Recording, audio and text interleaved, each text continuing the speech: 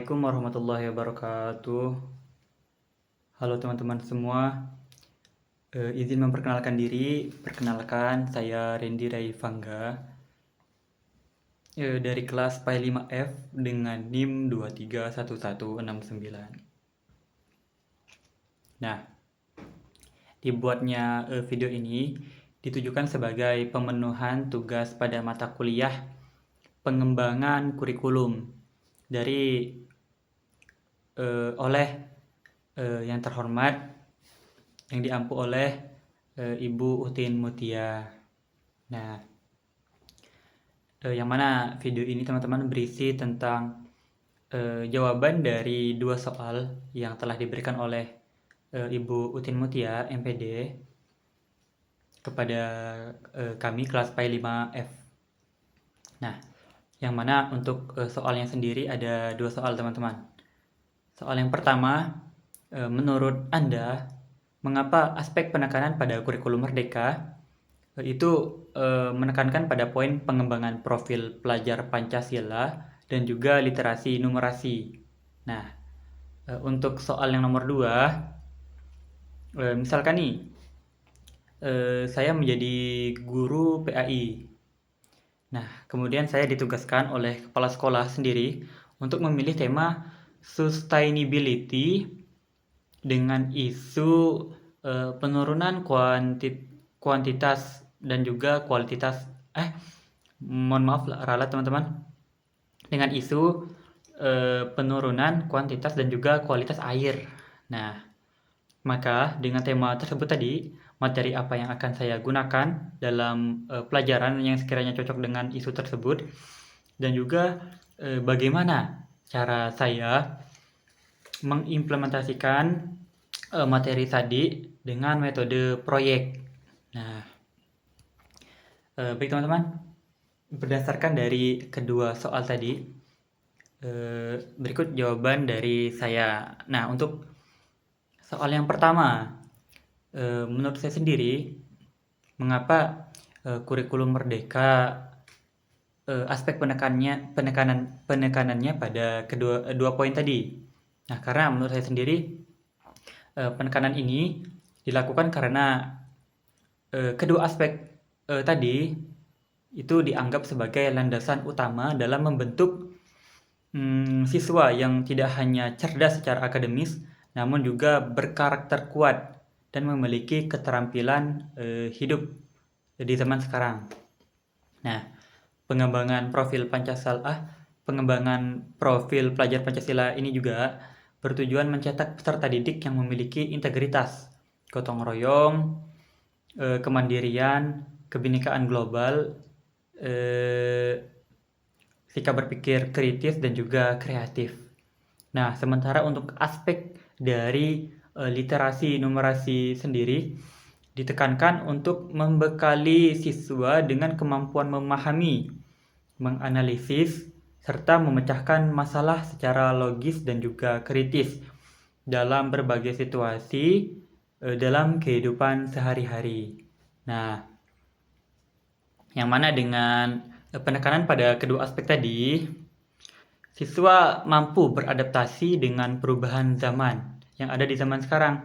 Nah, kedua hal ini juga menjadi esensial agar pendidikan Indonesia melahirkan generasi yang tidak hanya unggul dalam hal pengetahuan, namun juga akan siap menghadapi tantangan global ke depannya nanti.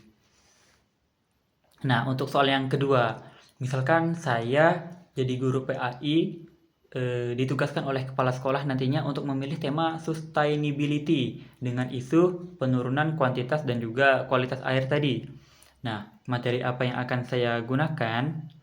Nah, mungkin jika saya ditugaskan untuk mengintegrasikan tema ini tadi pada pembelajaran PAI, Pendidikan Agama Islam, maka materi PAI yang sekiranya sesuai untuk dimasukkan dalam pelajaran tentunya. Yang pertama mungkin saya akan memasukkan materi terkait ajaran Islam tentang pemeliharaan lingkungan. Itu yang pertama. Yang kedua mungkin yang menjadi eh, salah satu pilihan saya. Yang kedua adalah materi terkait larangan untuk berbuat kerusakan di muka bumi. Contohnya tadi tentang pencemaran air tadi, ataupun penurunan kuantitas dan juga kualitas air tadi.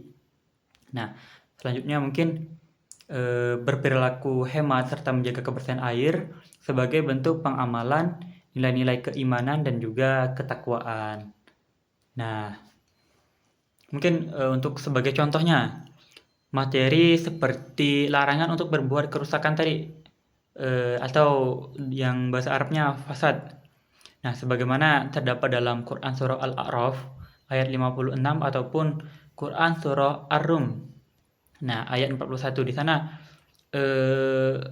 terdapat penjelasan yang dapat kita kaitkan dengan isu-isu pencemaran air.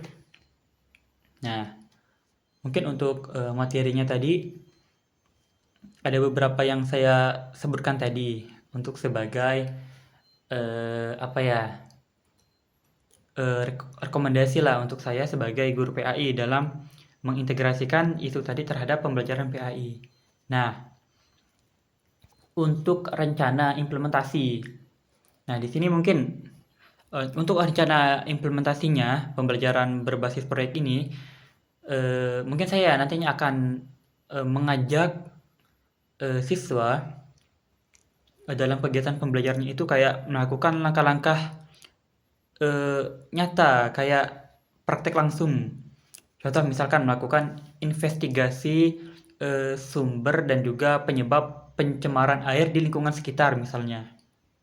Nah, yang kedua kayak membuat kampanye hemat air dan juga pembersihan lingkungan di sekitar sekolah. Nah, serta nantinya siswa itu akan saya ajak untuk kayak membuat hasil temuan mereka. Nah, siswa nanti diminta untuk mempresentasikan hasil temuan mereka, entah itu dalam bentuk poster, bentuk video, maupun laporan, ataupun dalam bentuk makalah misalnya.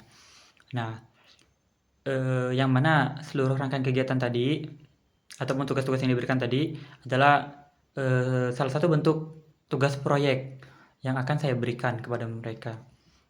Nah, hal ini juga saya arahkan sebagai upaya untuk membentuk sikap peduli lingkungan berdasarkan ajaran agama tadi.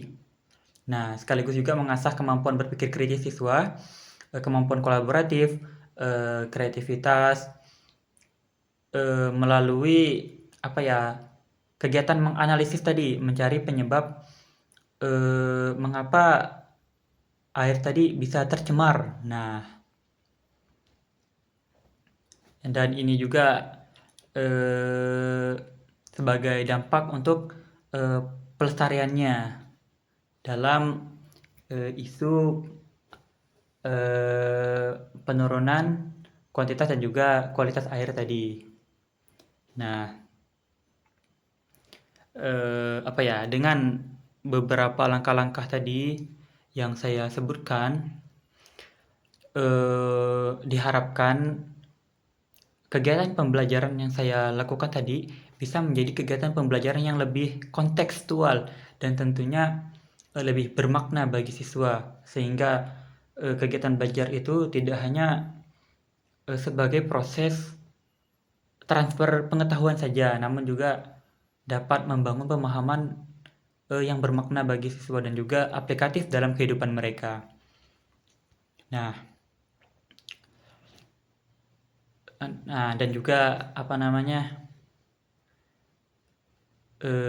integrasi terkait isu keberlangsungan lingkungan hidup tadi, dan juga materi pembelajaran agama dapat terrealisasikan dengan baiklah. Nah, mungkin cukup sekian jawaban dari saya. Jikalau ada salah kata, saya minta maaf. Mungkin cukup sekian. Terima kasih kepada teman-teman yang sudah menonton. Saya akhiri. Wassalamualaikum warahmatullahi wabarakatuh. Anjir, gue keren banget ya, gue kayak merasa keren banget cuy.